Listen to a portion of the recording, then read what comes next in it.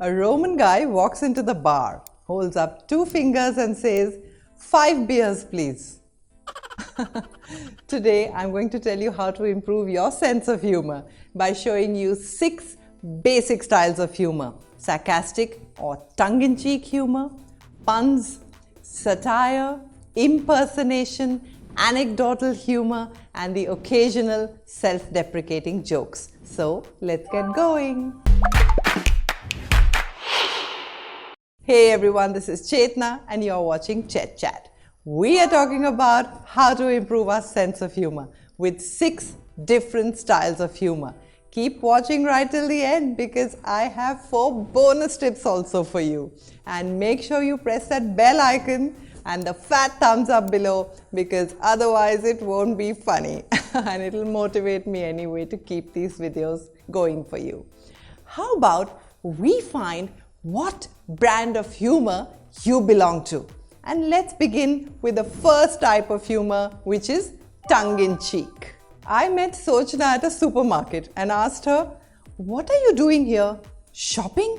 "Of course not. I'm paragliding." Sarcastic humor relies on the element of the unexpected.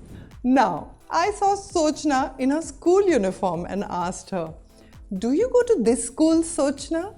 "No, this is just my Halloween costume for the day." Well, the more bizarre, the better. You can also try giving opposite answers to yes-no questions. But make sure your sarcastic tone comes right through. So if I asked Sochna, "Do you like math?" "Yes, I love it," which is why I have an existential crisis every time I open the book. Use your poker face to deliver this answer with complete nonchalance, which will make the delivery of the joke even more impactful.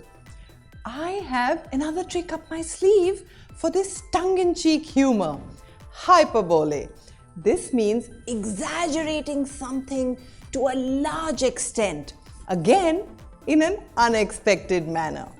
Sochna went to a movie theatre during the day, and on her way out, when her eyes were taking some time to adjust to the light, she said, "So this is what bats feel like when they're flying around in the morning?" That's hyperbole. Pro tip: don't explain your jokes. Whoever will understand. Timing is very important while being sarcastic. So seize the chance and unleash the sarcasm immediately. Hashtag National Sarcasm Society. Like, we really need your support. At number 2 is Pun-tastic. Did you know Harry Potter puns can slither into any conversation? Puns can also be developed over time, like thinking about random words or objects around you and how they can be used wonderfully. Say the words out loud because pronunciation is the key here. When I served eggs for breakfast, this is what Sochna said. That's excellent. Excellent. When I'm feeling hot in class, yeah, because she doesn't have any fans. Puns can be borderline PJs, which is not always such a bad thing. But in this case, know your crowd. If it's school friends or people you've grown up with, they're more likely to laugh even on your silly pun jokes. Sochna, what's the best thing about Switzerland? I don't know, but the flag is a big fat plus. It also always helps to know pop culture too. So, why did Adele cross the road? That's easy. To say hello from the other side. What are your favorite puns? Let me know in the comments below. Number 3 is the emperor has no clothes. If you have your hot take on every current affair, then satire is the way for you. Some of my favorite political comedians who use satire very well are Hasan Minhaj, Trevor Noah, and Veer Das. You need to have 2 things to make jokes about current affairs. 1, know what is popular with whom. 2, have well-rounded knowledge about it. For example, I say, India has 3 national sports: playing cricket, watching cricket, and claiming to play better cricket than all the professional players. Even I could have hit Dhoni's signature helicopter shot. Now, this joke covers both the things. One, you know what is popular and common to everyone in India, cricket. Two, you've observed a certain attitude in Indians and hence you can make this joke. Also, there is some element of unexpectedness because out of the three, not even one is the actual national sport. But when making satirical jokes, remember to punch up and not punch down. What does that mean? Direct your jokes at someone in a position of power. Someone who can afford jokes on themselves. Another thing to keep in mind while using satire is avoid stereotyping. Instead of putting everyone into the same bracket, like Indians as cricket lovers, try finding different ways to describe the same group. Indians as judging professional cricketers. And my last tip for satire, compare using a metaphor and not a simile. So, don't compare things directly. Don't say our politicians are like small children. Instead, place them in a situation. Every parliament should have a place to keep the politicians' lollipops too. At 4 is guess who or where from. Let's say you do someone's impersonation or mimicry. My friend Sochna can do accents. Let's get her on the British accent. I'm a British girl. Could I have 3 glasses of water, please? This better, isn't it? Holy cricket, you're Harry Potter. Now let her try an American accent. Hey Chetna, what's up? Not much. How are you? Pretty good. What are you doing? Just sitting in the patio? Reading? I can't believe you got a perfect score on the SAT. And since she's just come back from a holiday from New Zealand, let her try the Kiwi accent. Did he say we can play today? The big apple has turned black. Let's get the parents a present on Wednesday. This sentence is definitely different.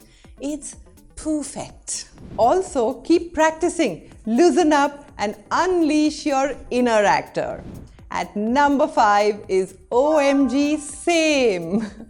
You are sitting on a friend's terrace at midnight. Everyone's eye is on you.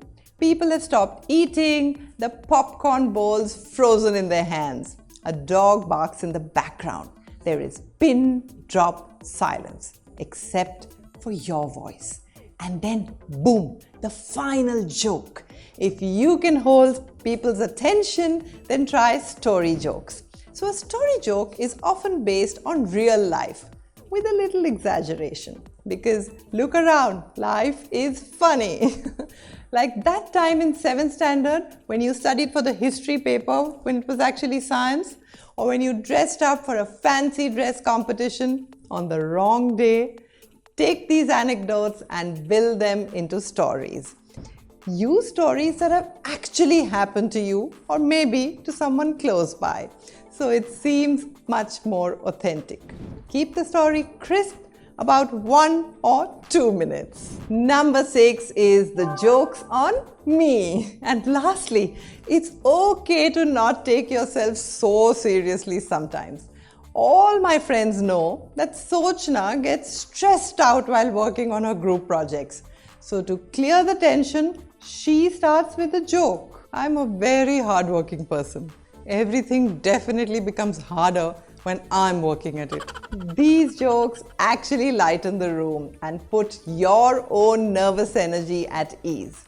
When she's having a bad day, she just jokes to cheer herself up. I'm not completely useless. I can be used as a perfect bad example. If you know there are certain things that people tease you about, then make the joke even before they can. Like Sochna is a tall girl and she often gets jokes about her height. So before anyone can ask her, "What's the weather up there?" She says, I'll say the view from here is great.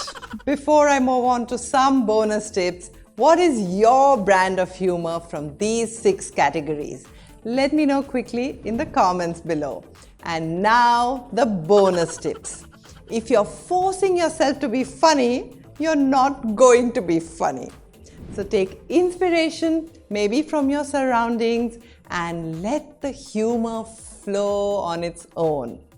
Watch a variety of stand-up comedians on YouTube or any other platform to understand what makes people laugh. Jokes about people's strengths and not their weaknesses will really click. Punch up, not down, remember? Learn to take jokes if you want to make jokes. In the end, it's all about having fun. So keep laughing and keeping everyone around you happy. And don't forget to subscribe if you've enjoyed this one. And see you next Friday. Happy laughing!